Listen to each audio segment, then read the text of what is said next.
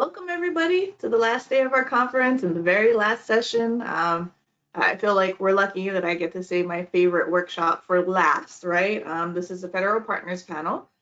So if you hear, you're in the right place because it is the only panel that's happening right now. We're really lucky to be joined by a couple of federal partners from key agencies. Today we have Maria Temikel from the Department of Labor, Veterans Employment and Training Service. We've got Jermaine Bryan from the Department of Housing and Urban Development. We've got Anthony Love from the U.S. Interagency Council on Homelessness and Monica Diaz from the Veterans Health Administration. These are the folks who run the federal programs that you all use to serve veterans in your communities. And we are so thankful that they're here today to do two things, right? The first is to share a little bit about what's coming up and what they're envisioning.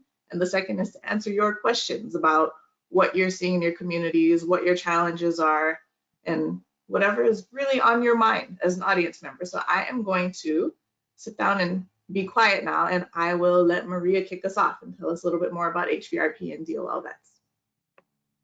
Great, thank you, Catherine. And thank you to the Coalition for inviting us back. We're real excited to be with you here. We're going to move on to the next slide. I am Maria Temikel, the Director of Grants and Training. And what I want to share with you today is a little bit about what's going on with HVRP. So we have our appropriation was raised to $57.5 million. So we're very excited and thank you for the support with NCHV and everyone to have these increases for us. So we were very excited. We just awarded 36 new grants for a total of 155 grants across the country. And we have our grants now are operating on a 3-year basis. So it's awarded as a 3-year grant and it's funded incrementally each year, which is a little different for vets. So that just started a year ago in 2020 and we're continuing with that. So we're hoping that that is something that the grantees are enjoying. And really, I want to emphasize that these changes and some of the other changes that we've been making up until this point is really to be able to provide the full length of services for veterans, training in particular. When we're trying to get our veterans who are experiencing homelessness into jobs, reintegrate them into the workforce, training a lot of time is required. And so we wanted to make sure that the grantees had enough funding. We wanted to make sure that they had enough time to really provide the right services because our grantees are evaluated by job placement and job retention, among some other things. So we want to make sure that this new 3-year grant, the way the grant is structured as a 3-year award, really helps our grantees. I wanted to give you just one more quick update on the administration side. We're going to be transitioning out of what we call eGrants, which is our grants management system. It's going to occur late into calendar year 2021 and into 2022. So you'll be seeing some information from us on training, how to access the system, what are some of the services that the system offers you. So all of that is coming. We've been working on it now for over a year on our end, and so we're excited about it. And then one thing we've been talking about for quite a few years, and I know I've been sharing this when we were at face-to-face conferences, it's our quarterly reporting forms. Folks have had, they've been challenging to say the least, and we understand that on your end as well as our end. But we finally procured a new contract to get us started for a web-based system. Now it's still going to be a couple of years away. We are very happy about it that we finally pulled the trigger. We have a contract and we've got things started. So more to come on that, but in 2022 and 2023 is when you'll really see a lot of the changes. All right, so now we're going to go through my last slide then. One more. Great. And so just wanting to talk to you about stand-down funding. We have stand-down funding available. I know many of you get this funding every year, but in 2020 with the pandemic, many of you did not have any stand-downs or you asked for them to be deferred. And so I want to let you know that we do have stand-down funding in fiscal year 21. So we'd love for you to submit those applications as quickly as possible. We're down to our last quarter. So with the funding that we have, we're ready to award stand-down grants into about November. We can award them, maybe early December, depending on how much funds we have available. And then the last thing I wanted to tell you is other additional training. So aside from our National Veterans Technical Assistance Center that provides our grantees assistance, we also have the National Veterans Training Institute. And it's not something I've talked about too much with this group, but our grantees are able, when the courses are in person, are able to take these courses for free. We are able to cover your transportation and per diem, meals, accommodations, those sorts of things during the training. Right now, all of our courses are virtual, so they are available to folks who are interested. We have also 14 recorded webinars, four podcasts, and a number of other resources. I wanted to point out a couple of specific training opportunities here for the staff, and career coaching is one of them. We have a course that's called Veterans Experiencing Homelessness and Veterans who are Justice Involved. And so these are working with those veteran service providers and helping them find jobs. And then also working with American Indian and Alaskan Native veterans. And then we have a podcast with our Principal Deputy Assistant Secretary, Mr. James Rodriguez. I think many of you probably heard from him earlier this week in the conference. And so we did a podcast with him. It's really great to hear more about his experience working with veterans who are experiencing homelessness. So it's a nice podcast to listen to. And the other one I think that might be interest to some of you is serving veterans in rural areas. And again, this podcast and our curriculum is all to help service providers help veterans find jobs. And then finally, if you do need some guidance on how to apply for a stand down grant, it's an online curriculum. It's at nvti.org, and it can assist you on how to apply for a stand down grant. Thanks again for the time this morning or this afternoon, and I look forward to hearing from my partners. Thank you, Maria. Next, we'll hear from Anthony Love from USICH. Thank you, Catherine. I definitely appreciate that. And thank you to you and NCHV for this federal panel. It's always informative and always a lot of information for folks. So I'm Anthony Love. I'm serving right now as the interim executive director for the United States Interagency Council on Homelessness, or USICH, as a number of you know. And we don't oversee programs or administer funds, but our role is twofold. It's more or less, it's to coordinate and catalyze the federal response to homelessness, and working with partners across our 19 federal member agencies to ensure coordinated policy and collaboration, as well as working out in the field with national, state, and local partners and stakeholders. And so, for the most part, our agency is the only federal agency whose sole mission is focused on ending homelessness. So we have a policy staff who work here in DC that strengthen the relationships and coordinate efforts with and between federal agencies, while our regional coordinators, who a number of you have probably worked with, work in the states, communities, and with private partners across the country to ensure that they're implementing proven practices such as Housing First, and to make the most efficient and effective use of all the resources that are at your disposal. So for us, and I believe many of you, this means that we work with you so that plans and actions are consistent with data, research, and local needs. And it sets the stage to ensure that homelessness consistently decreases. So I'll just touch briefly on, there's been a lot that's been going on with USICH. I just want to assure you that USICH is back to supporting effective practices like Housing First, ensuring that men and women, especially veterans, are rapidly rehoused into permanent supportive housing, so that their stabilization will help them to achieve other goals and improve other outcomes related to employment, education, and health and safety. But what we're prioritizing going forward as an agency with the Biden administration, the big thing that we will begin to work on and will include need and want your help with is developing a federal strategic plan. And this federal strategic plan will focus on a number of things, and I won't belabor the point because we've not started yet. But I want you to know that these are our priorities and that this will drive our work. So we will promote, effective strategies and approaches such as housing first, permanent supportive housing, and rapid rehousing.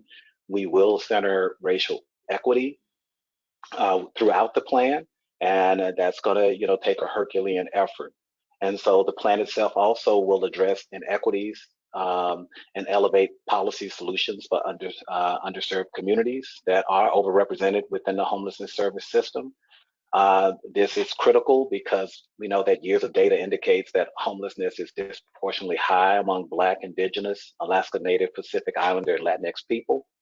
So our regional coordinators will definitely be working with homelessness service systems to make sure that that all of the policies and priorities and strategies are implemented using a racial equities lens and ensuring racial inequities do not continue. Because we firmly believe that if you don't address racial inequities, that you won't end homelessness, as I said yesterday. We also, with this plan, will look to help communities strategically and effectively leverage, right now and in the plan, the American Rescue dollars, the CARES Act dollars, and all the other resources that you have at your disposal to rapidly rehouse individuals and families. And also, which is really important, not only is important that we're prioritizing that we get people rehoused as quickly as possible, particularly those who are in sheltered and in encampments, but to increase the supply of affordable housing. We also will support the local leaders to support you to get those folks housed and use to implement strategic, non-criminalizing and intentional responses to those men and women who are unsheltered and living in encampments. We also will be tailoring our solutions to meet the unique needs of subpopulations, including and especially veterans. We will continue to provide guidance. The plan will provide that guidance and coach communities as they respond to the COVID-19 pandemic. And as I said the other day, and as I just said a few seconds ago, USICH is committed to ending homelessness and know that we will not end homelessness without addressing racial inequity. So under this administration, USICH right now and in the final plan will address disparities and elevate data supported and proven policy solutions that will help all underserved communities that are overrepresented within the homelessness service system. So I'll pause there and thank you for your time, and I look forward to working with you and to today's discussion. Thank you, Anthony. Now we'll hear from Jameen Bryan from HUD. Hi, good afternoon, everyone, and thank you to NCHV for allowing me to take the time to share some information about what's happening at HUD. It's a great honor to be with you. So I am the Deputy Assistant Secretary for the Office of Special Needs at HUD, and I oversee almost all of the homeless assistance programs and also the housing opportunities for persons with HIV/AIDS program as well. So I wanted to talk a little bit more specific about sort of our efforts on veterans homelessness. We're very proud of the fact that veteran homelessness has been reduced almost 50% since 2010. However, the results of our point in time counts over the last few years has shown us that our progress is stalling. The 2020 results as compared to the prior year, 2019, showed relatively little change in the number of vets experiencing homelessness. As such, we estimate that there are about 37,252 veterans sleeping in shelters outside or in other places not meant for human habitation. The keys to our prior success in addressing veteran homelessness included, having dedicated resources such as the HUD-VASH program, the SSVF program at the VA, and having leaders that are prioritizing this very, very important goal. HUD, VA, USICH, we continue to coordinate regularly on addressing veteran homelessness. And when complicated issues arise, we've worked together to try to analyze the problem and resolve it. But we are really encouraged by the renewed commitment of our secretaries at HUD and the VA.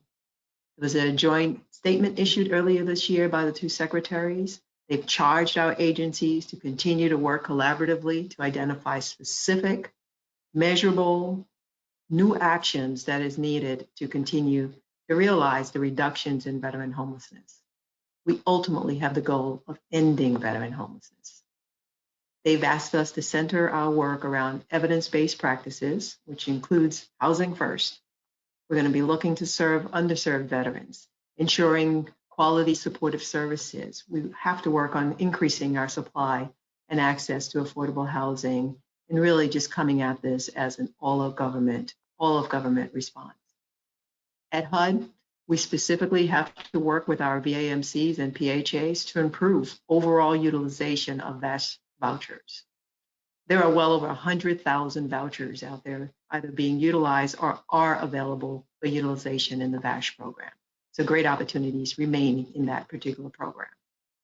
But thanks to Congress and our president, the American Rescue Plan provided us with an unprecedented amount of resources for addressing homelessness that, of course, will also assist veterans. That includes a $5 billion allocation to our home program. These grants will help communities build more dedicated, affordable, and supportive housing units for people experiencing homelessness. These funds are also available to provide services and short-term rental assistance. We also received an allocation of $5 billion at HUD for about 70,000 emergency housing vouchers that will be administered by PHAs in coordination with our continuum of care throughout the country. These vouchers will also assist those veterans who may not qualify for HUD VASH. And of course, we've worked tirelessly to ensure effective use of the $4 billion that we received under the CARES Act to ensure communities were able to respond to the needs to prevent, prepare, and respond to COVID-19. These funds are administered through our ESG grants, emergency solution grants, by grantees throughout the country. The funds have been used for street outreach, emergency shelter, temporary emergency shelter, non-congregate sheltering in places like hotels and motels, and also are being used for rapid rehousing to pay for rental assistance for those experiencing homelessness. All of what I've mentioned so far is in addition to our regular annual program funds that we receive for homeless assistance grants, which is about $3 billion per year. We utilize those funds through our COC and ESG programs to address homelessness nationwide. In closing, what we know for sure is our past progress demonstrates that veteran homelessness can come to an end. We are committed, we are resourced, and we are being led by outstanding leaders who will not take their eyes off of this issue until it is resolved. I am proud to be a part of this effort, and thank you for the time today.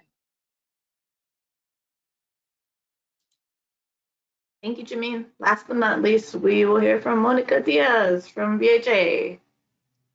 Hi, good afternoon, everybody. It's great to be here. Thank you, Catherine and CHV for having me.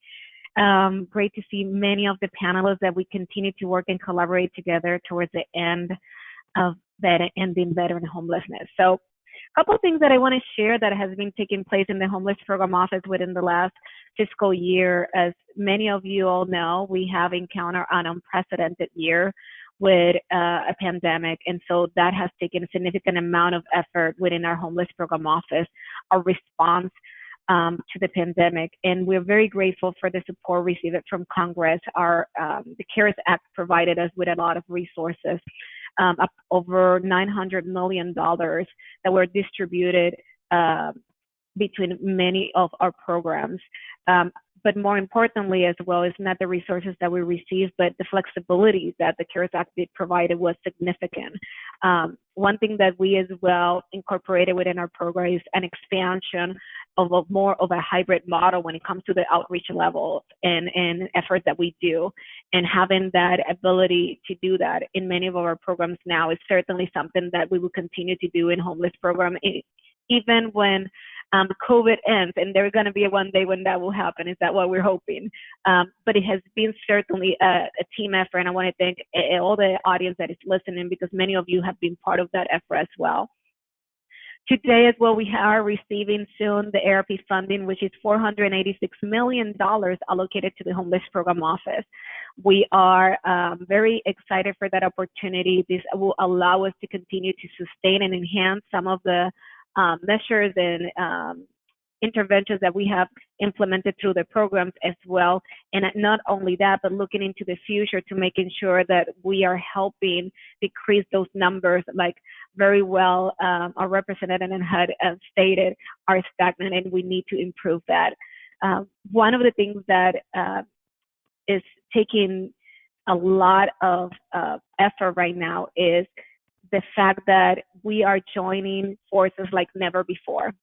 And that includes between HUD, USICH, different agencies, and VA, all together, especially recently with the joint statement between both secretaries, one from HUD and the one from VA, making and stating homelessness, ending homelessness as a priority for all veterans. And so we're joining forces in that effort.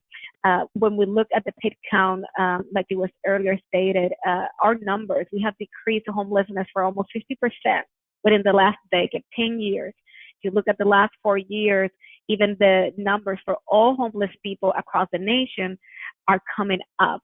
If you look at the veterans numbers within the last 4 years, those are not necessarily coming up, but they're stagnant. They're not going up or down very much. We want to see that changing again. We want to see that going back, those numbers decreasing in a drastic way since at the beginning of the initiative. So our effort goes in the various measures that were stated in the joint statement, and that included increasing affordable housing. That includes as well making homelessness a priority, going back to housing first efforts, and many others. One of the other things that are taking place within our program is that we're experiencing the largest legislative change that we have ever encountered since inception of the program. Public Law 116, which is a mega bust. We think all those changes are great, and they're going to be extremely helpful towards our goal. I cannot go all over them here because it would take more than an hour for sure. But the majority of those changes provide flexibilities, addresses the need of providing services to the homeless population like never before. That includes providing legal services through grants. That includes increasing the grant per diem rate as well for many of our grantees, and as well focusing in a lot of areas for our programs, including in HUD badge. Last but not least, and I will close with that, is that within the last year, the Homeless Program Office have collaborated with many stakeholders, internally and externally, to develop a strategic plan. We have reviewed it and developed new objectives. Within that, we have come up with 6 objectives that are very much in line with the joint statement and new strategies. You can have access to that strategic plan as well. And at any point, I can share as well, perhaps in the chat, that web link that you can go and have access to that for your convenience. That will be all. And I do thank you again for being here. Thank you. All right. Well, thank you, partners.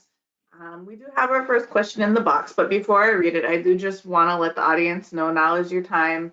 As you've sort of heard everything that our partners have said, if you have questions, even if it's not necessarily related to what they just said, questions about their agency's programs, questions about what's going on, please put your questions in the chat box and we will do our best to get to as many as possible.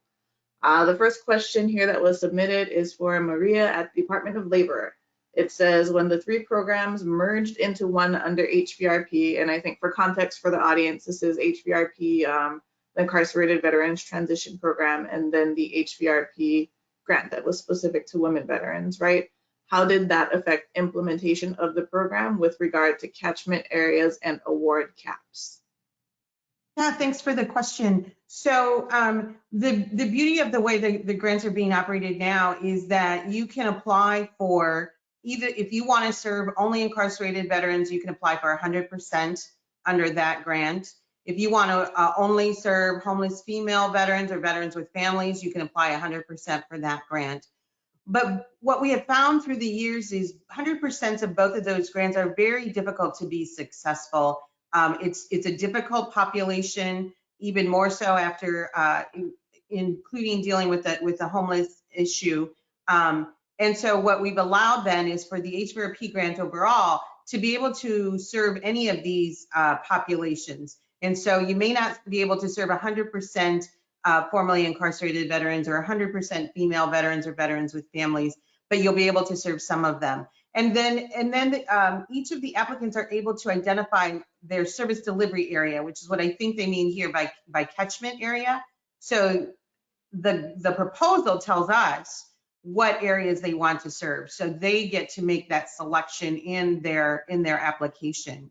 And then the award caps remain at $500,000.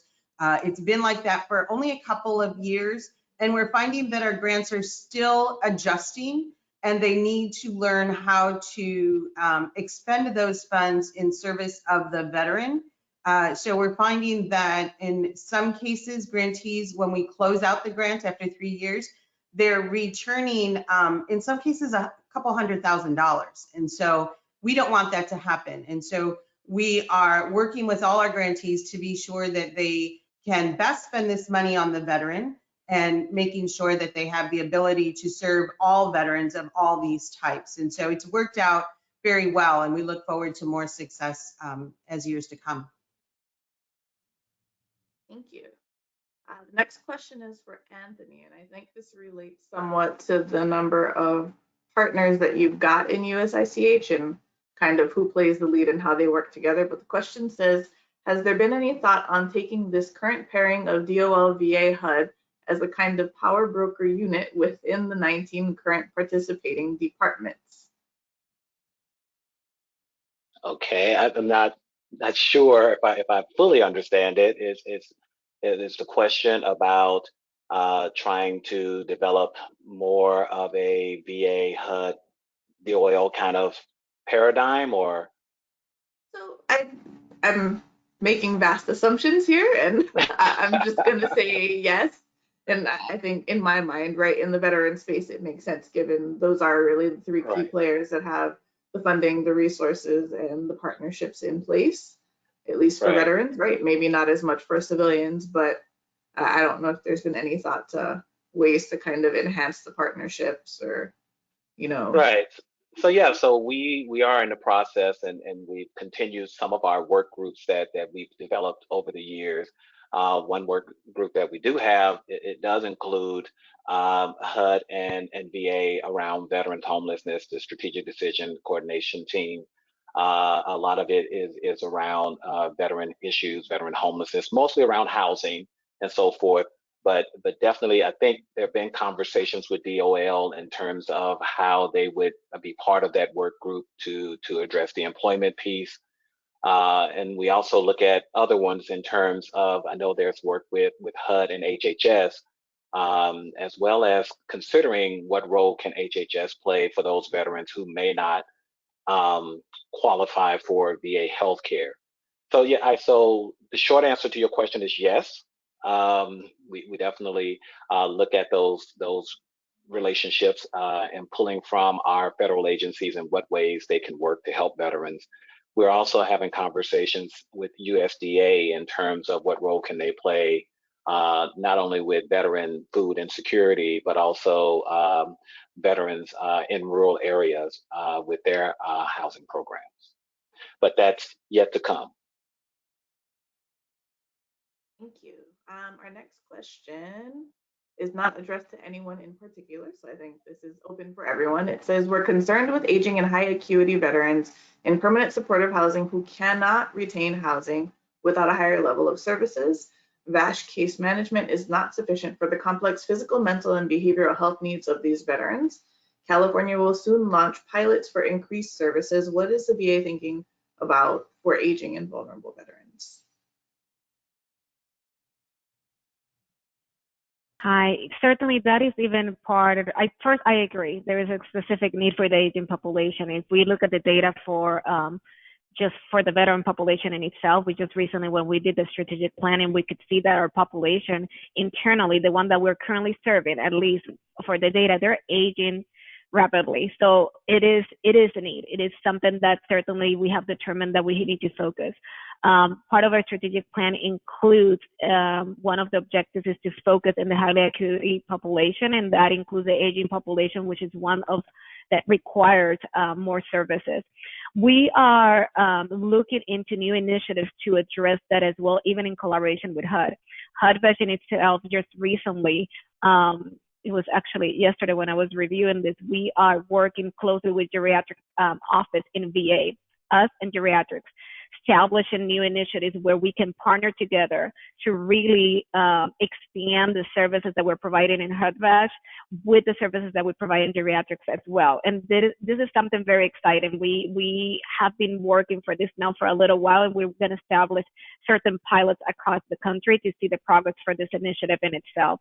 So I guess in short answer, I would say we acknowledge that there is a need, and we're working with new initiatives to address that, not only within VA homeless program office, but internally among different offices within VA and even with HUD very proactively. Anyone else want to take that one on before I bring up the next question? No, this is Jameen. I just want to, agree with everything Monica just said. I mean, a few minutes, as a matter of fact, right before this presentation, we were discussing sort of leveraging each other's programs and focuses in, working with our aging population generally in homelessness, but also specifically in VA. And we talked about, HUD has its Section 202 program that targets elderly, and we just got to sort of join forces with VA. So it is definitely one of the targeted areas for us. Gotcha. So I have another question from another partner that's a little bit related. And I think this is maybe a Monica question. It says, would you consider placing seniors into senior housing through HUD and saving VASH vouchers for women and families, a group who is very limited in housing opportunities? Can you say that again? I didn't hear the first part. Yeah, so I think it's more a question about kind of prioritizing resources, right? And thinking through what community resources are available for veterans so that you can reserve more of them for other populations. So I think this person wants to know if you could place senior veterans into like HUD 8011 housing, right? And then keep your VASH vouchers for women or families or folks who maybe aren't served well through other programs. We basically look at the population that we have across the board, right? And looking at the data, that's what we look at the first. But we are looking across the programs to leverage that, including to the female with families. And we do have the opportunity to leverage that, not only with HUD, but among the programs in itself.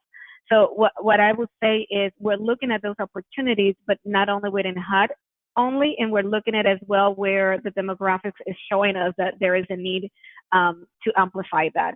One area that as well we have utilized as well, for example, for female veterans in need has been transitional housing. HUD in itself as well have the opportunity to leverage not only the aging, but at the same time, other type of population. I think there's room for both in that aspect. I hope that answers the question. Right, I feel like aging is a hot topic because I'm getting a lot of questions on aging. So this question is, how do we handle housing first and providing services to help people with the reasons they became homeless?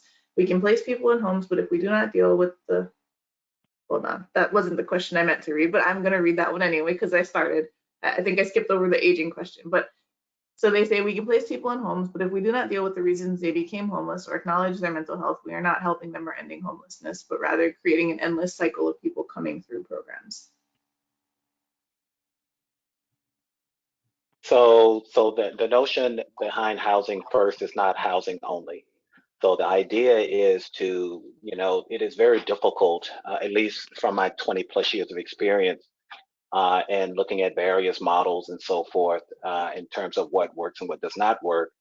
And what I've found is trying to provide those services without the stability of a place to live or knowing where you're going to sleep from night to night really doesn't give you the level of success that you would have if that person has that stability and has that housing. And they're more apt to participate in those programs and those services that will begin to address those root causes of what contributed to their homelessness. First and foremost, we have to eliminate, being homeless is a traumatic and chaotic experience. And so if you can eliminate some of that chaos and begin to deal with some of that trauma by getting them stable in the housing, it's been my experience that they've been much more apt to participate in those services and move forward with improving their life and dealing with those other issues that contributed to their homelessness. All right, now I'm coming back around to the aging question that I somehow skipped over as I was scrolling. I apologize, folks. It says, for all partners, we are also seeing aging justice-involved veterans and veterans leaving the criminal justice system that are homeless with multiple needs. Are there any initiatives that will be coming down to specifically address our justice-involved veterans with serious medical needs? We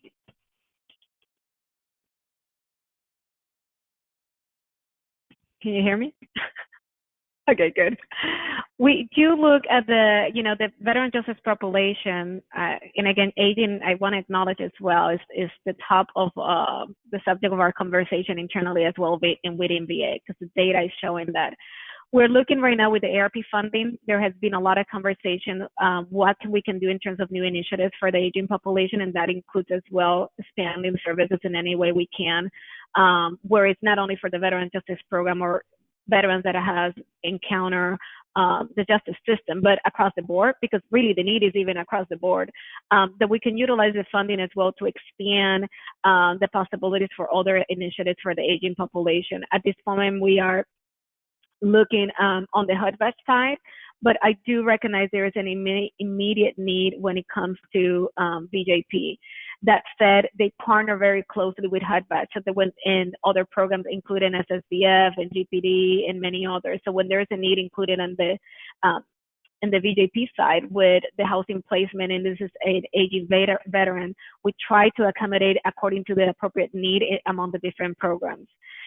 But again, with the ARP funding, I think there's a great possibilities that we need to explore as well to expand those efforts, because there's definitely a need there more than ever. This next question is for Maria. How has the change in HVRP period of performance changed the program and outcomes for veterans? So there's no change in there's no change in the outcomes that are expected. And so what we really are looking for out of the period of performance being 3 years, incrementally funding you each year, allowing you to keep those funds until they are expended within that 3-year period. What we're looking for out of this is really probably more training. Our veterans, if we're really looking to get them reintegrated into the workforce and to have a retention rate that, or have a salary that allows them to build a new life, that in many cases is going to mean training, and training takes dollars and training takes time. And so that was one of the emphasis of really trying to give you all that opportunity without looking at your targets and your goals every quarter, giving you only 4 quarters to accomplish something and determining that whether you get funding for the next year, really backing off of that while still holding targets and measures for all our grantees, hold them accountable to them, but giving them more time. And so the 3 years is really to give you the time that you need to work with your veterans. We're hearing some of these other questions right now talking about veterans needing other support besides maybe just housing, or in our case, maybe just helping them find a job. But healthcare, mental health care, all of those things are important and take time in order for a veteran who's experiencing homelessness to get back into the workforce. And so that's what our goal there is for the 3-year period of performance. I've got another question about HUD-VASH, and it says, have the rules for other than honorable discharge, eligibility for veterans with other than honorable discharges been rolled out yet? Will they get HUD-VASH case management? I think probably they're referring to the new law and the new requirement that is in the public law. It's in effect already. What we're working is internally with OGC and our team in kind of translating that to practice, right? And so we are very close in doing that right now. So I can say it's already in effect. We're in the process of making sure that we now can implement it internally within the agency. And we are very close in doing that at this moment. So in collaboration with our legal partners and our internal stakeholders. And I must add, that is an exciting and great news. This is certainly, because if we look at the numbers for the veterans that remain out there, right, at 37,000 that Jameen mentioned earlier, right, based on the PIT count, there's a percentage there that we never can serve because a lot of the times they don't qualify for our system because of that. So having the ability with the public law to be able to serve now those veterans through HUD budgets is great. So we're looking forward to do this as soon as possible and operationalize that in our office. Yeah, I want to agree with Monica on, we are very excited by the opportunity to expand the vouchers. But I also want to just remind everyone that, we have the recently allocated emergency housing vouchers that is going to work very much on the ground, on a local level. When that program was rolled out a few months ago, the first requirement is for CLCs and PHAs to work together, sort of prioritize on a local level on what they need to address their local communities. And, I'm aware of, veterans is definitely a part of that prioritization that's being on the ground. And, it's going to get to those vets who have had challenges entering into the Section 8 program through VASH in the past. So we don't have to wait for like everything to be buttoned up and I's dotted and T's crossed. We've got resources out there right now. So any vet should be also registered through the coordinated entry process, and through that process would have access to these emergency housing vouchers I'm referring to. Wonderful. Well, this next question is for you, Jameen. It says, has there been thought toward finding a way to get HUD's HMIS systems to better communicate with homes, or somehow create a mechanism that consolidates and converts between the medical and housing systems? So great progress has been made in that area over the last couple of years. We're able to connect and share data in some ways. It's not 100% yet, but I know that I have someone who's dedicated and working with someone on Monica's team to really combine or improve upon this sort of interaction and communication between those two systems. Yes, I would like to add to that. We did made efforts. We have heard that concern before, and certainly, the IT rules and all that when it comes to sharing data information between two agencies take some coordination. We have worked together and have made some steps forward. Our teams just recently did an announcement, if I'm not mistaken, within the last few months pertaining to that new collaboration and agreement and sharing some of that information among our systems. Again, it's a step forward, as we certainly recognize there's more that needs to be done, but it was a step forward in that direction that we achieved within the last year or so. This question is a little broader. It says, what other efforts are being made to serve veterans not well served by existing programs? Expanding HUD VASH to veterans with other than honorable discharges is a good step, but there are lots of other programs that do not serve some populations or smaller groups well. For example, veterans on a fixed income, sex offenders, women, veterans with families, veterans who might not need as much support as HUD VASH provides, etc. Yeah, I think there's numerous subgroup populations that certainly have their own distinct needs, and it is important to acknowledge that and recognize that they have those needs. For example, a female veteran with their kids, right? It's probably can be a little bit hard going into a congregated setting and having the possibility maybe to have in another type of setting is more attractive or a better way to engage, right, and support initially someone in that need. We do look at the same as, prior people in the justice system, sex offenders and others. We can talk about transgender as well, veterans and other groups. We're looking at that very closely, but we do in the process of establishing, for example, how many grants, what type of grants we're going to have, what type of services we're going to have. We're always looking at that type of population.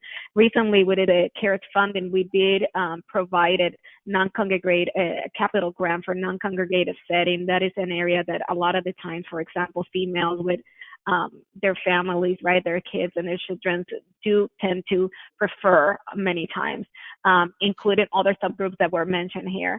I think there is certainly room for continue to grow that, but it's certainly part of our focus to continue to do that, especially now looking at equitable outcomes, looking at, again, transgender population and others that do need for us to provide a safety environment and services specifically to their needs.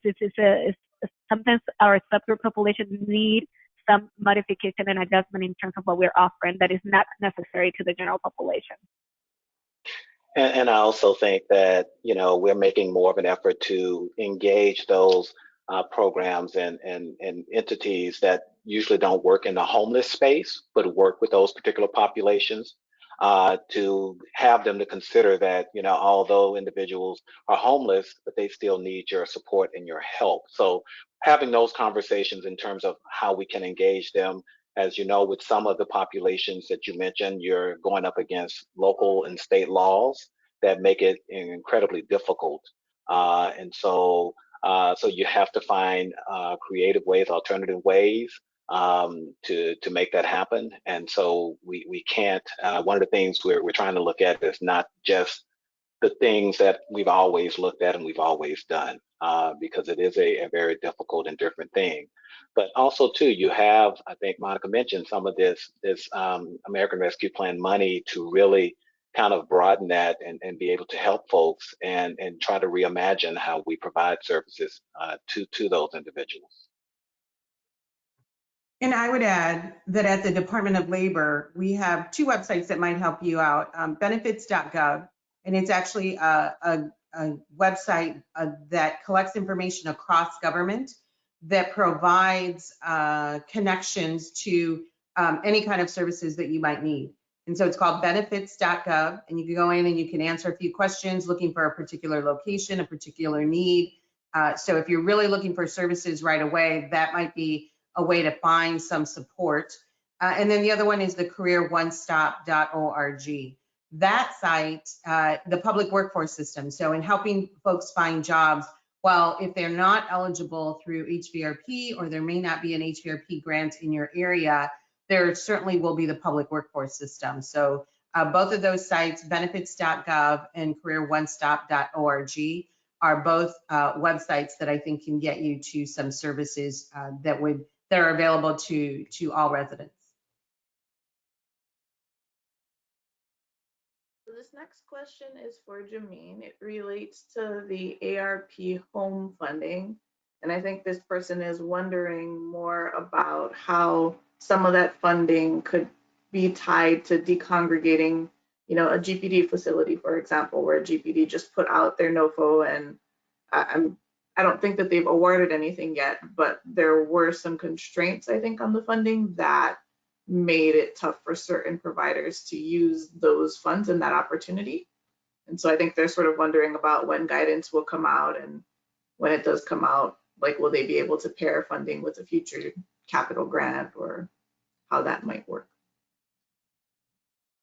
So the ARP funds is sort of built on the chassis of the home program, and it really is going to operate very much like the home program. But the notice that will spell out sort of the details, because we also received a tremendous amount of waiver authority for implementing this program. The notice that will spell out all of those authorities and flexibilities and answer, I'm sure, a number of the questions that you have is in the works. And I'm constrained from talking about it because of that. But it is under development, and we have a tremendous sense of urgency, just as everyone does, about getting that issued as soon as possible. So the funding has been allocated because of the formula, so that has been put out there, but hopefully the notice will be in upcoming months. Very, very soon, I hope. Sorry, I am constrained. Okay, that's life in the federal government, right? Like, That's who we are. All right. Well, this next question is for all of you, and it says, given the theme of today's sessions around leaning into learning from lived expertise, how are each of your agencies incorporating the voice of those with lived expertise into program planning and implementation? Can you say it again, Catherine? Yeah. So, given the theme of today's sessions, how are each of you incorporating the voice of those with lived expertise or experience into program planning and implementation? I'll go I can first. start. You go Oh, first? Okay. you go first. Go. Oh, go ahead. Are you sure? Okay. Well, for homeless program office, I think that we have the belief, and we truly believe we cannot do this alone. We're not only the ones that are gonna know how to end homelessness, and we're not the only experts in this area. So through the process of working for the ARP funding, the CARES funding, and the recent review of the strategic planning, we engage with other experts in the area as well. And that includes many of the ones that are here in terms of other agencies, but at the same time, at the field level, stakeholders. Um, it is crucial for us that we incorporate that as well, including more recently experts at the field level. I had the privilege to work just recently with one of them who came up with great innovative ideas just at the field level. So we have to be able to engage to be successful. That's the key to being successful and ending better in homelessness. So we do that kind of in our daily practice. We certainly have that model when it comes to the homeless program office, again, not only with federal agencies, but at the field level to see what is happening at the field and the experts on the field. And at the same time, we do have our national center, which provides and promotes research within the homeless program office. And certainly we obtain research information there and best practices as well that we can apply within our program and utilize that to guide policy.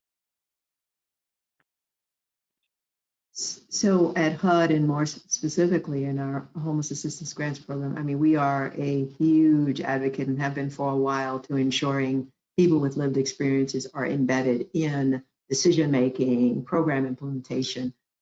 We really tested a extremely robust model of engaging with youth with lived experience of homelessness through our youth homelessness demonstration program. I think that is a model program that we at HUD are certainly looking to to recreate in numerous other programs in the organization. The beauty of the YHDP program is where we involved youth on the front end of the process, which is basically designing the program, informing sort of alternatives to how we run regular homelessness programs. They informed that process, and basically that all led to the various NOFAs that we've issued so far. We also engage youth with lived experience in evaluating certain questions within the applications when we receive them. There's very youth-centric questions included in the NOFA and received through the application process that we let them evaluate and make recommendations for scoring. And more importantly, in implementation of the program, it requires the establishment of a youth advisory board. And they're just not figureheads. I mean, they actually make decisions in all of the community planning. They have to sign off on every contract, every sort of design that's put in place in that community. And then we also have TA that are youth that are provided to the grantees. So that program is a real incredible model, and it is proven that, sort of you do have to address the needs of certain populations in different ways. And there's no better source of information except from those who have lived experience. And so I've been in my role for a short period of time, but in that time, I've engaged with other groups in terms of bringing on board those individuals with lived expertise. In terms of vacant positions, we've reached out to them because not only do we want them to help with decision making, but for those that have the not only the lived expertise but the qualifications to give them opportunity to work for the Interagency Council on Homelessness. And so we've already talked to a couple and you know, when anytime we have a vacancy, to ensure that they receive that vacancy and make referrals to us of those individuals with lived expertise. And as we gear up for the federal strategic plan, we hope and plan to have individuals with lived expertise to have their fingerprints all over the plan, to give us feedback, not only give us feedback, but to thumbs up or thumbs down things that go in there into that plan, and also just to ensure we continue as a member of the advisory committee on homeless veterans. You know, there are individuals, not only formerly homeless veterans, who sit on that committee, but when the committee would travel, they would always engage a panel of individuals with lived expertise and asking them point blank, if the secretary was in front of you, what would you tell him? And to take that feedback to put it in the form of a recommendation to the secretary. And at labor, well, we haven't incorporated that yet. I've been taking some notes here. You know, I just have one person who is a program lead for HVRP and then myself. So we don't have a full staff. But I think there's ways that we can do that at labor. And so I've been taking some notes and I'm going to learn from the partners here and try and get some good ways to do that. So thanks for asking the question. I think this next question is another for everyone question. It says, if legislative authority and funding caps were not an issue, what would you do to further help homeless veterans that you currently cannot? Or what hurdles would you have removed if you could just kind of wave your magic wand? I'll go first, just on you know, my you know, our work at labor is really strictly directed towards training and employment. So obviously it would be that, making sure that our veterans have a track to employment and helping the employers really understand the benefits of hiring a veteran. And so if we could wave a magic wand and have, if I could have some of the funding of my counterparts here, that would be fantastic, and get a little, get more grants out across the country so we could be in some of those communities that we're not in right now. I think for VA, if I have the magic wand, I would just say to keep the same flexibilities that we had during the CARES Act. You know, I think that was a different approach, the ability to be able to have all those flexibilities that we never encountered before. You know, that's, you know, just keeping those efforts in that way is certainly something that if magic could happen, that's what I would do, right? But certainly those were for a specific moment in season and circumstances. But that's what it comes to my mind immediately. If I had a magic wand, we don't currently do programs, but if I had a magic wand, I would ensure that some of the dollars that tend to go to states and then have to go downward would just be direct funded to programs so that you could have direct services to those individuals. And also, if I had a magic wand, I would hypnotize a lot of the federal agencies, so working together would just be seamless. And if I were king, so yeah. That's not a wand, that's a hammer. No. I mean, that's an interesting thought there, Monica. I didn't go to that one, but I agree with you as far as the authorities and flexibilities that we had with the CARES Act.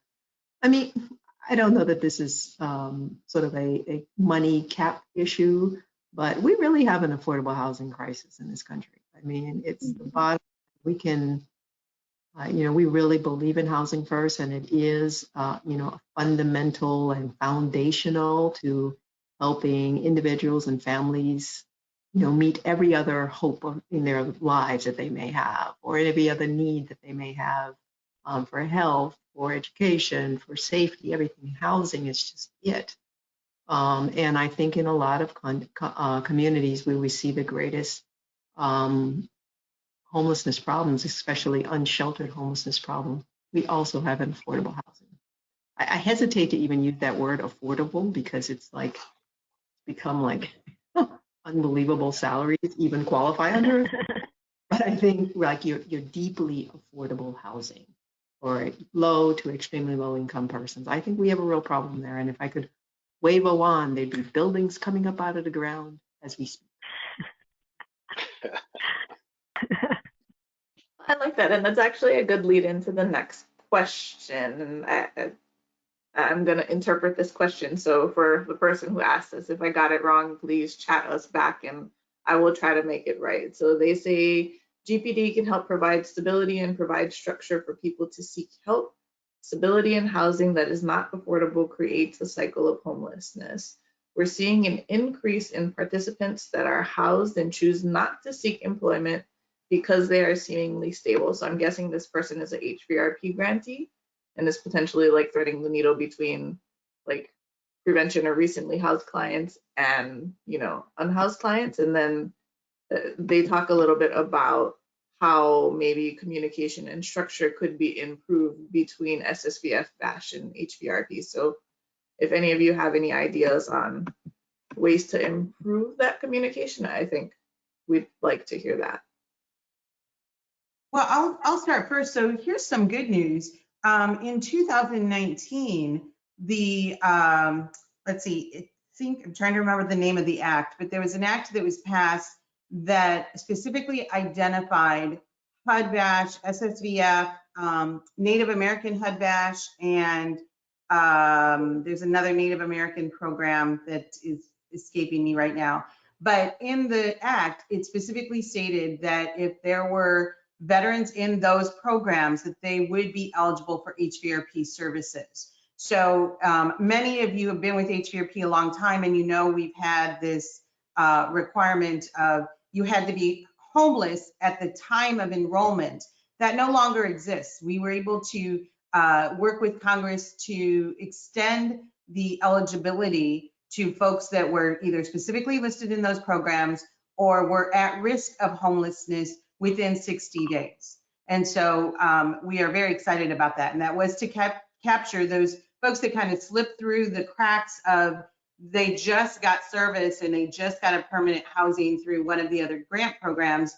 And now they were no longer eligible for employment services through HVRP. But we've been able to cut that through that. And then we've also had what we call kind of 101 sessions with folks through the VA, with the grants at the VA and at HUD to basically teach them, to tell them about HVRP and for our HVRP grants to learn about them. And we'll do another round of those, what I call 101 sessions in this next fiscal year. I would just reinforce what Maria said. We did had, again, progress in that arena in collaboration. Certainly there's more that can be done, but in terms of improving the collaboration and communication towards those efforts, we have make efforts in that regard, including within our grantees, like she very well mentioned, which I have been collaborating with.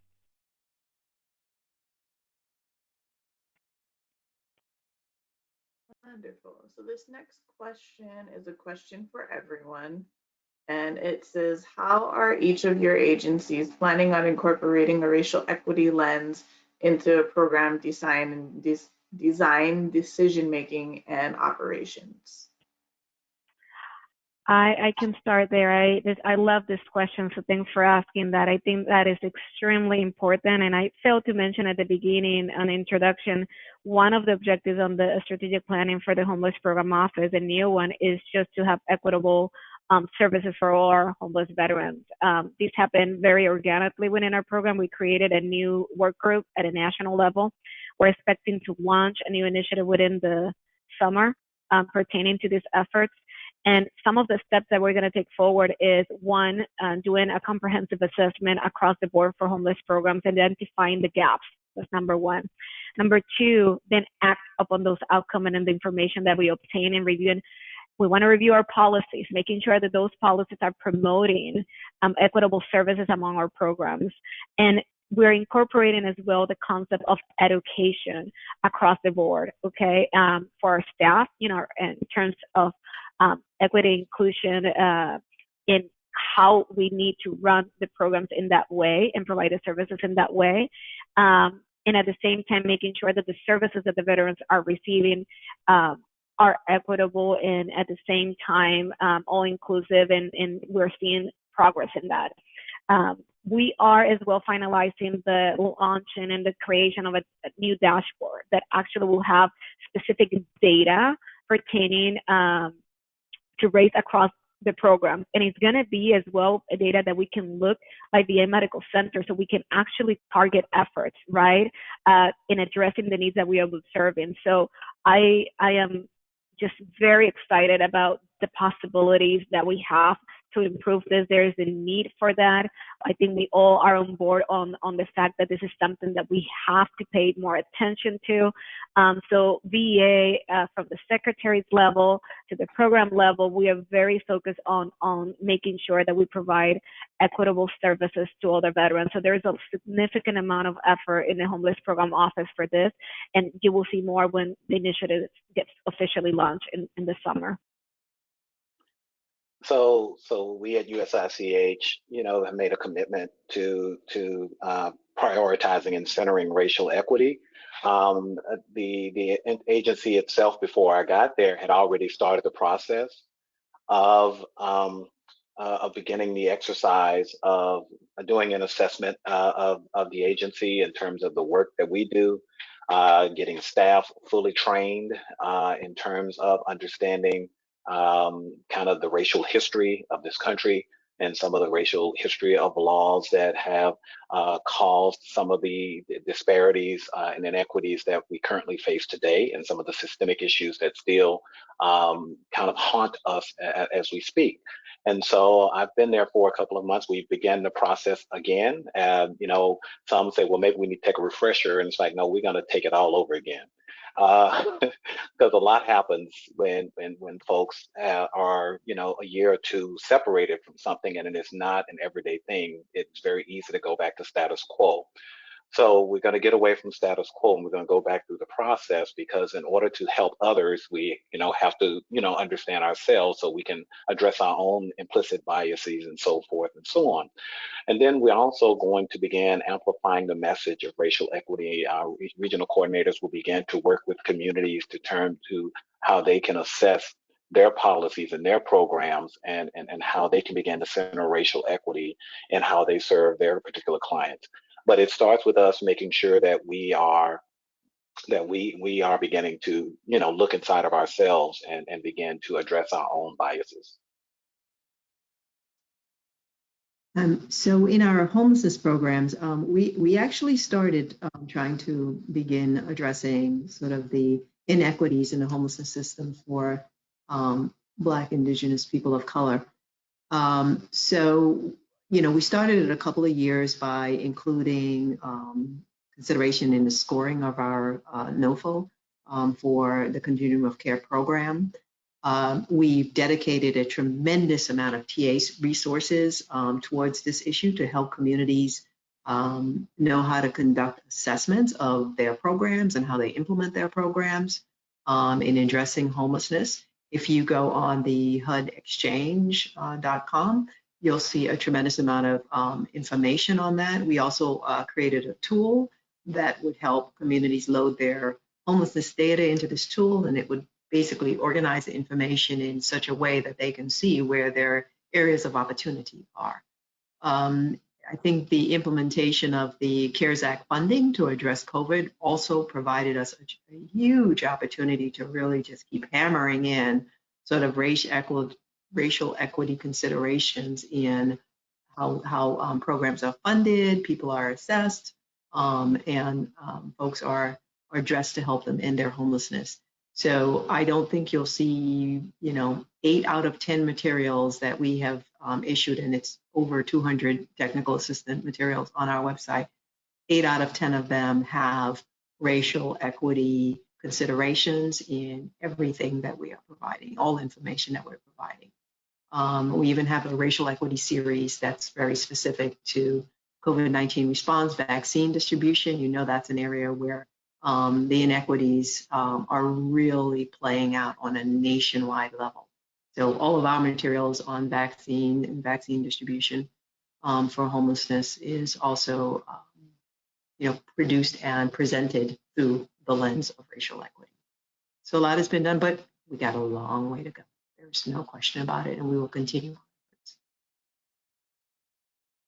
And at Labor, we're going to be looking at, we're talking about it now in determining how it would fit into our next funding opportunity announcement, as well as our next competition for our National Veterans Technical Assistance Center. So we're having conversations. We're obviously going to be working with our partners here, learning from them to see how they have begun this process. But I think the first places you're going to see it is in our funding opportunity announcement, in our performance work statement for a new National Veterans Technical Assistance Center. I think in the broader scope, I just think, listening to everybody, it's just we have this great opportunity with all the agencies just having this united, strong perspective towards equity and the efforts. And I just think that it's just a great momentum. The fact that all of us and nationwide is that sentiment, right? And to look into this more deeper and to do something about it and to take action even more. So there is just great opportunity, not only by the fact that we're focusing on that, we have the resources now for that, right? That we have received, but the fact that we all have the mindset to go even further and further in this subject, I think it's just a great opportunity that we're going to see great progress in this year is what I'm expecting. Yeah, and I just want to add, the Biden administration had issued an executive order around every single agency submitting what are their plans in terms of centering racial equity. And all of the plans are in. OMB has the plans. I'm trying to take a peek at them to see what the agencies have, because as part of our coordinating efforts, we want to ensure that there's some synergy among the agencies and that they are centering racial equity and what that looks like. And I know for us at USICH, one of the things that look like, we are a convening entity. Who are we inviting to the table? Who's sitting there? Who's helping us in terms of our coordinating efforts and helping us to reshape our focus to ensure that we are, addressing those inequities and reaching the folks who are underserved.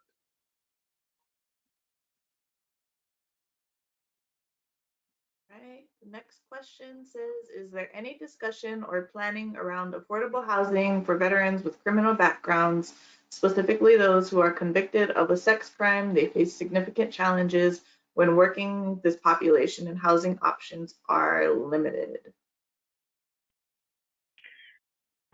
It's interesting.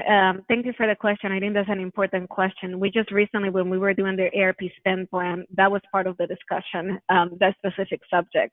So I will say, because there's a specific need for that particular population. We're still deliberating the options there with the ARP funding and what we can do with that and to help as well those efforts. So I just want to acknowledge that certainly has been subject of discussion among our teams to do more when it comes to that and see what we can create or amplify and enhance with the funding for that, because it is a need. Certainly, I just, in terms of besides adding, I just wanted to reinforce, we continue to provide the same efforts, which are, the outreach efforts to help for placement. Certainly that hasn't changed. But I think there's an acknowledgement that this is a broader need, and with the ARP funding, perhaps there's opportunity to look for strengthening those efforts.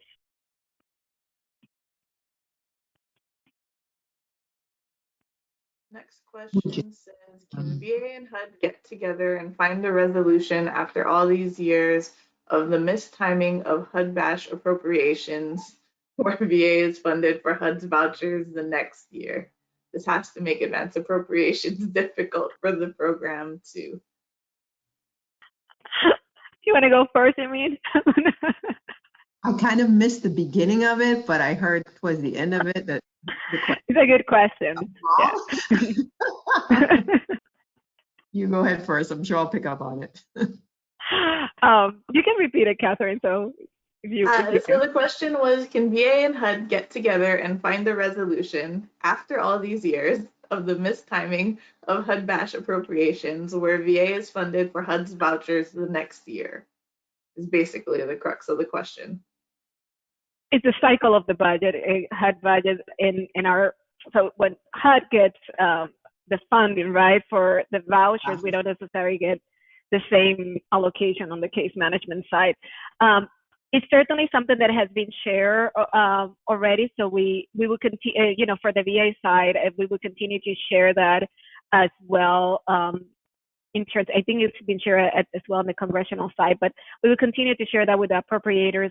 Certainly, we can bring it up to as well within our agencies, especially in the recent efforts that we're having with the joint statement. I think there's new opportunities. So thanks for bringing that question up. I think, I haven't heard it in a while, so that's why I took it, and I thought it was a good question, because I think it is important to remember that question, because it always comes once in a year when there's difficulties in terms of the allocation of what one agency receives at one time and that the other one doesn't receive at that time, and we both need to partner together for the same mission towards the vouchers in that time frame. So there's opportunity to bring that as well back, especially in the recent collaboration and more frequent meetings that we're having between HUD, USICH, and us as well.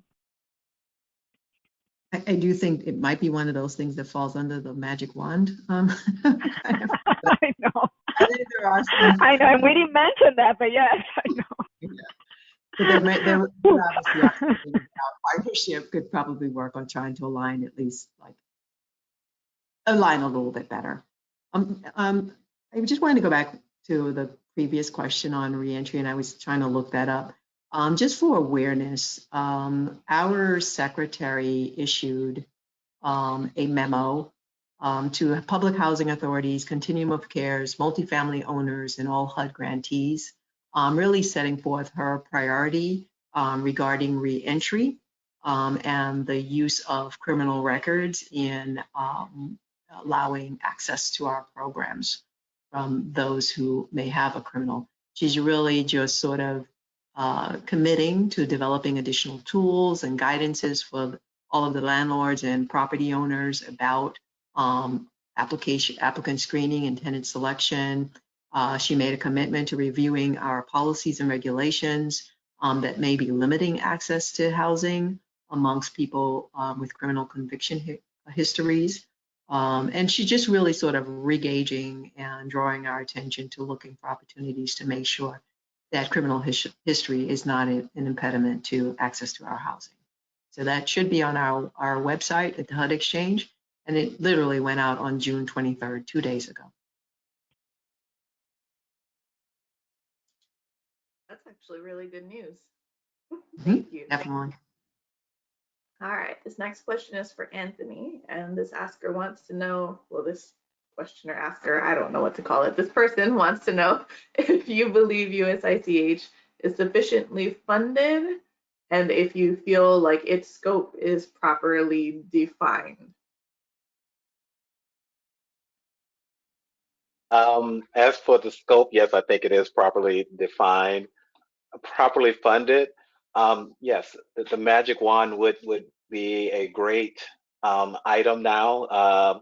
I think that to be properly funded, it would allow USICH to do a lot more in terms of work out in the community. I am not in a position to advocate of such, but yes, I think that any agency would tell you that they could do a lot more with a lot more funding. And I'll leave it there. Noted. Looking at the list to make sure I didn't skip anything. Oh, I did miss one. All right, so this is actually another Anthony question. Do you at USICH have a vision for the roles that other agencies beyond the ones here might play in efforts to address veteran homelessness? Yeah, absolutely. We definitely have a vision for what other agencies can do to address veteran homelessness, other than the three agencies that are here on the panel. Just a blip, HHS can definitely help to provide support services to those veterans who don't qualify for VHA healthcare services. they can play a huge role in ensuring that those veterans can get the health care they need through qualified health centers and other areas. Also, USDA can play a role for those rural veterans in terms of ensuring that they can get the housing that they need, and also help as it relates to food security, which has been demonstrated as a problem for veterans, and particularly veterans who are experiencing homelessness. And yes, I am calling out agencies, and I'll apologize later. And so, and then also, I think that the Social Security Administration can play a huge role in not penalizing those veterans who receive certain benefits, and be able to, still qualify for their Social Security benefits, and be able to not lose other benefits that they are currently receiving. That's just three. I could go down the list, but I'll stop there. So as not to get I only want to be able to apologize to three agencies. So. Apologies needed. I think that's good trouble. I don't know. Right? Good and righteous trouble you about to get yourself into. Uh,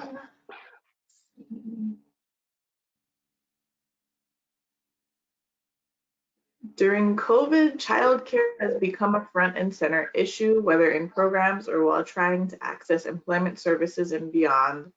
Are any of your agencies addressing this? I can start with that one. So yes, if the veteran is has the dependent children, the dependent minor children is in his or her care, then yes, there can be some HVRP funds utilized to support childcare services. So while we don't provide the service, there are some funds that are available through HVRP to help support that. We do provide services through the SSVS program, which the whole family for the homeless veterans. But to be specific in terms of providing a funding capacity for that, I don't know. So I made a notation to look back into that in terms of those efforts. Thanks for the question. The only thing I would just suggest is that as part of ARP, the IRS also received authority to implement the advanced child tax credit payments, which is basically what families get advanced payments of their credit starting this summer. Basically, half of the total credit amount would be advanced on a monthly basis. So I don't know a whole lot of detail about it. We've been sort of just sharing this information with our grantees and hopefully trying to get the information out as much as possible to the people that we serve. It is an opportunity, and it's on the IRS.gov. Yeah, and it's also on the USICH website. We just did a webinar with the IRS on that, and it was very popular. I'm sure a lot of you were on there, and so much so that we're planning for a part 2. So we were picked up for a second season because this is information that is really critical and could really be life-changing to so many folks that we serve. Oh, yes, absolutely. We've got about 5 minutes left. I want to offer each of you the opportunity to give some very brief last words if you'd like. I will say the last words from my end. I just want to let everybody know we are still committed to end the veteran homelessness. We are still committed to doing this with you. We're still committed to doing this in an equitable manner. We are still committed to doing more and more and more. So your partnership, making sure that we're doing all this together, that is the only way we're going to achieve this. I want to extend my gratitude to the audience because I know that many of you help us throughout the last year, which has been extremely challenging. Your hard work, your partnership has not been easy, and you all have been a strong partner with us. And moving forward, it has required a team. And so I just want to extend my gratitude to those providers, to all the staff that just help to further the mission. And so thank you for that partnership. Yeah, I'd like to echo Monica's sentiments, thanking you for hanging in there with us and for the work that you've been doing out in the field, especially during this hard time, the pandemic that we are still in, actually, making it through 2020 and still pushing through on 2020 2.0. We definitely appreciate your efforts. USICH is truly committed to ending veteran homelessness and ending all homelessness, and you can't do that without you and the work that you do. So I'm very grateful for the administration that's in office now because they have made a commitment to ending homelessness and ending veteran homelessness. And there's a lot more that will be coming down the pike that I'm sure that you will definitely be glad about because it will help you to serve the veterans that you work with much better. I too just want to express my thanks to all of you for the work that you do every day. My co-panel members here, it's a pleasure to work in partnership with you. It is really, really exciting times. I mean, I think we probably have swung the pendulum from hardly anything and resources and just trying to scramble and fight for what we've got a tremendous amount of resources out there now. So our task before us is coordination, effectiveness, efficiency in what we do at the federal level, but more importantly, on the ground.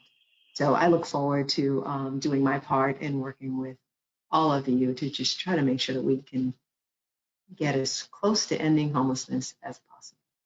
Thank you. And the same at the Department of Labor. We stand strong with our partners here to end homelessness, veteran homelessness. In our case, we want to also thank all of the grantees and everyone here. We make our commitment to our partners and make sure that we bring labor and employment to the table for every conversation and ensure that we bring the billions of dollars of the public workforce system to bear down on this situation and our strength in connecting with employers for all of you so that they have the jobs ready and available when the veterans are ready to be hired. So thank you for all your work. Thank you for NCHV for having this panel and having this conference. We really appreciate it. Right. Well, I guess I have the lovely task of closing and doing my thank you tour. So thank you to our wonderful panel. We appreciate everything that you all do individually and collectively to end veteran homelessness. We can't do this alone from DC, right? And so we do appreciate the fact that all of you made the time to talk to our attendees and to let grantees and providers out in the community really hear firsthand from you what's going on and what's on your mind. Before we close out the conference, I do want to highlight my wonderful team because it is like really hard to put on a virtual conference when you've got, 8 people on your team. And so if you enjoyed the conference, please send them all of the kind words because they have been working around the clock to put this on. I do want to thank our board, our founders, our wonderful exhibitors, and our sponsors. They definitely pitch in to help make this conference a reality and a possibility, and all of you working together make this wonderful. And to our attendees, folks who are here, thank you for joining us. Thank you for doing what you do in your community. Thank you for being here. We hope that you leave this week feeling inspired and armed with knowledge to do the hard work of ending homelessness in your community and doing what you can to make that a reality. I wish everyone and all of yours a wonderful weekend, safe 2021. Be well. Bye. Thank you. Have a good weekend, everyone. Bye-bye. All right, thank you. Bye-bye.